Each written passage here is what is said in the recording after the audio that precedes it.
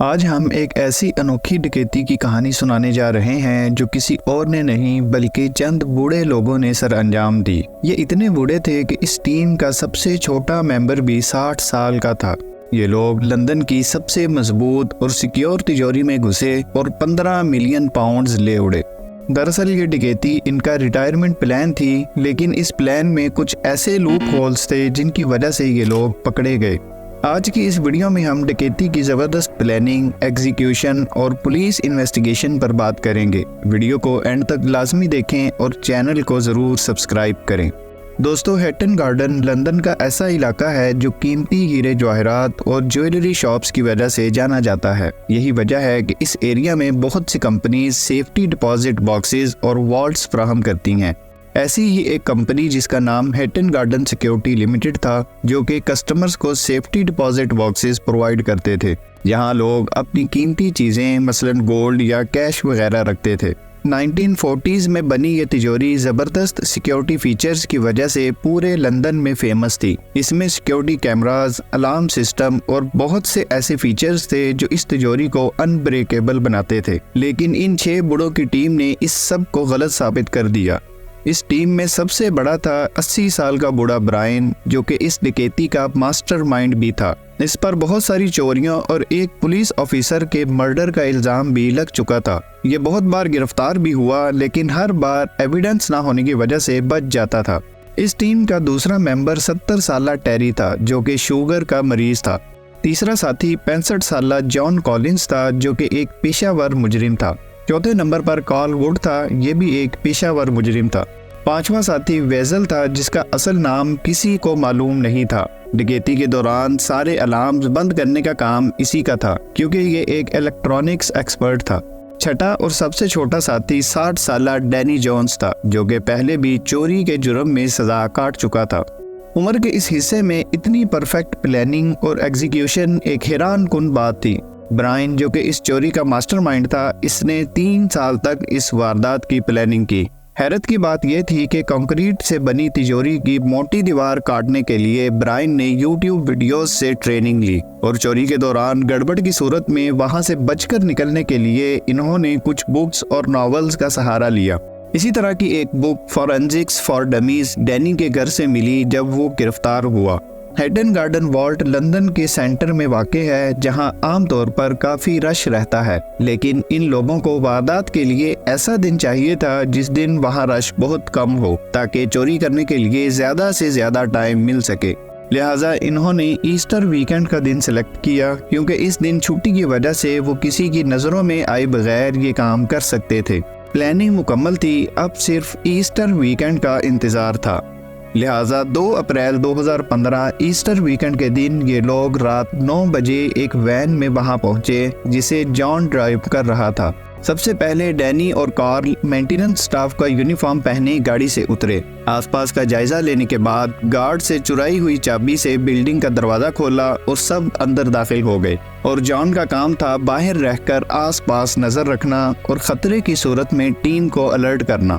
अंदर जाने के बाद वेजल ने सबसे पहले CCTV कैमरास और अलार्म सिस्टम बंद किया। अब इनके और तिजोरी के दरमियान लोहे की एक दीवार थी, जिसे इन्होंने एंगल ग्राइंडर से काटना शुरू किया। अभी काम स्टार्ट ही किया था कि सिक्योरिटी कंपनी को किसी तरह अलार्म सिग्नल मिला, जबकि वेजल अलार्म सिस्टम बंद कर चुका था, लेकिन शायद कोई हिडन सेंसर अभी भी काम कर रहा था। जब गार्ड्स आए तो इन्हें बाहर से सब नॉर्मल लगा, लिहाजा थोड़ी बहुत चेकिंग के बाद गार्ड्स फॉल्स अलार्म समझकर पुलिस को इन्फॉर्म किए बगैर चले गए। जिस वक्त ये सब चल रहा था, तब जॉन बेखबर गाड़ी में सो रहा था। लोहे का दरवाजा काटने के बाद आगे आधा मीटर चौड़ी एक कंक्रीट की दीवार थी, जिसमें इन्होंने हैवी ड्रिल की मदद से सुराख करना शुरू कर दिया। काफी मेहनत के बाद वो दीवार में 3 बड़े सुराख करने में कामयाब हो गए। अंदर दाखिल होते ही एक और सरप्राइज इनका इंतजार कर रहा था। हुआ कुछ यूं कि वो अब तक सारा काम तिजोरी की बैक साइड पर कर रहे थे, जबकि इनका टारगेट फ्रंट साइड थी। लिहाजा अब प्लान फेल होता नजर आ रहा था। ये सब देखने के बाद ब्रायन ने वापस जाने का फैसला किया, लेकिन और किसी को भी खाली हाथ लौटना गवारा नहीं था। मगर ब्रायन फैसला कर चुका था, लिहाजा ना चाहते हुए भी सबको खाली हाथ लौटना पड़ा। जैसा कि हमने पहले बताया कि ये ईस्टर वीकेंड था, लिहाजा ग्रुप के बाकी मेंबर्स ने अगली रात वापस जाकर चोरी मुकम्मल करने का फैसला किया, क्योंकि डैनी को यकीन था कि हाइड्रोलिक पंप से डिपॉजिट बॉक्सेस को खींचा जा सकता है। अगली रात वो 12 टन प्रेशर का हाइड्रोलिक पंप लिए चोरी मुकम्मल करने पहुंचे। इन्होंने हाइड्रोलिक पंप की मदद से डिपॉजिट बॉक्सेस की दीवार में क्रैक्स डालकर बॉक्सेस निकालना शुरू किए। 1000 सेफ्टी बॉक्सेस में से ये लोग सिर्फ 40 बॉक्सेस निकालने में कामयाब हुए। शायद वो इतना सामान ही ले जा सकते थे। प्लान के मुताबिक सारा सामान कचरे के डिब्बों में डाला और वहाँ से रफू चक्कर हो गए। जब छुट्टियां ख़त्म हुई तब हैटन गार्डन के अमले को मालूम पड़ा कि यहाँ कितनी बड़ी वारदात हो चुकी है। जब पुलिस ने मौका वारदात से फिंगरप्रिंट्स और डीएनए वगैरह की तलाश शुरू की तो ये देखकर हैरान रह गए कि मौका वारदात पर फिंगरप्रिंट्स मिटाने के लिए एक ख़ास केमिकल का इस्तेमाल किया गया था और किसी भी चोर के फिंगरप्रिंट्स या डीएनए मौजूद नहीं था। वेजल ने बिल्डिंग के सीसीटीवी कैमरास तो बंद कर दिए थे, मगर लंदन एक ऐसा शहर है जहां हर कोने हर नुक्कड़ पर कैमरा मौजूद है। पुलिस ने इस एरिया के दूसरे कैमरास की मदद लेना स्टार्ट की और जल्द ही इन्हें चोरों की सफ़ेद वैन मिल गई। इसके अलावा इन्हें वेजल भी नजर आया। वो अपना मुंह छुपाकर कैमरे के आगे से गुजर रहा था। पुलिस ने वैन की नंबर प्लेट से इसके मालिक का पता लगाने की कोशिश की, लेकिन उसकी नंबर प्लेट भी जाली थी।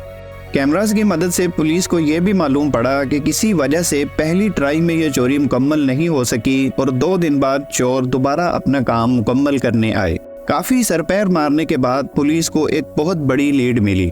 जॉन कॉलिंस चोरी की दूसरी ट्राई से पहले काफी बार अपनी पर्सनल मर्सिडीज में हैटन गार्डन के एरिया में ये देखने आया था कि उनकी पहली कोशिश का किसी को पता तो नहीं चला।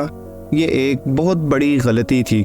पुलिस ने जल्द ही इसकी मर्सिडीज को ढूंढ निकाला जो कि लंदन के एक रेजिडेंशियल एरिया में पार्क थी। पुलिस को अपना पहला सस्पेक्ट मिल चुका था, लिहाजा जॉन की रैकी स्टार्ट की गई ताकि इसके जरिए इसके साथियों तक पहुंचा जा सके। एक दिन इन्हें जॉन एक आदमी से मिलता नजर आया जो कि ब्रायन था।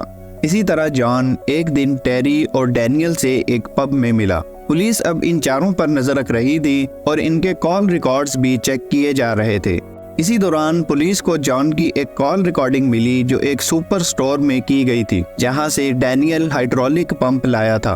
स्टोर तक भी जॉन डैनियल के साथ अपनी गाड़ी में गया था। डैनियल अंदर जाकर पंप लाया था और यहाँ डैनियल से भी एक गलती हो गई। इसने चेकआउट के दौरान अपना असल नाम बता दिया। पुलिस दिन ब दिन इनके करीब होती जा रही थी, मगर वो ज्यादा से ज्यादा सुराग इकट्ठा करना चाहते थे ताकि गिरफ्तारी के बाद ये लोग छूट न सकें। चोरी के 1 महीना बाद जॉन, टेरी और ब्रायन एक क्लब में मिले जहां वो ब्रायन को दूसरी कामयाब कोशिश का बता रहे थे और ब्रायन अपना हिस्सा मांग रहा था क्योंकि इस चोरी का मास्टरमाइंड तो वही था। इसी जगह एक पुलिस ऑफिसर खुफिया कैमरा से इनकी वीडियो बना रहा था। पुलिस ने ये वीडियो लिप रीडिंग एक्सपर्ट को दी, जिसने इन्हें बताया कि ये लोग पंप के इस्तेमाल और चोरी की बातें कर रहे हैं कि किस तरह चोरी को अंजाम दिया गया और ब्रायन अपना हिस्सा मांग रहा है। ये एक बहुत बड़ा ब्रेक थ्रू था। कुछ अर्सा बाद पुलिस को मालूम पड़ा कि वेजल ही वो आदमी है जिसने सीसीटीवी कैमरास डिसेबल किए थे और बिल्डिंग की फुटेज चोरी की थी, लेकिन पुलिस को वेजल कहीं नहीं मिला और ना ही किसी फुटेज में इसकी कोई क्लियर तस्वीर मिली। पुलिस को अब तक पता चल चुका था कि लूट का माल जॉन के घर ले जाया गया था, फिर इन्होंने इसे तकसीम किया और छुपा दिया। डैनियल ने अपना हिस्सा एक कब्रिस्तान में दफन किया था, जबकि जॉन ने अपना हिस्सा एक कज़न के घर छुपाया था। अब इनका इरादा ये माल एक जगह इकट्ठा करके बेचने का था ताकि इसकी ज्यादा से ज्यादा कीमत वसूल की जाए। लिहाजा एक दिन वो सब अपना अपना हिस्सा लेकर टेरी के घर इकट्ठा हुए। पुलिस के लिए ये एक सुनहरी मौका था कि इन सब के साथ लूट का माल भी बरामद किया जा सकता है। जैसे ही ये सब टेरी के घर पहुंचे, इन्हें गिरफ्तार कर लिया गया। इनके साथ डायमंड, गोल्ड और कैश की भारी मिकदार भी बरामद की गई।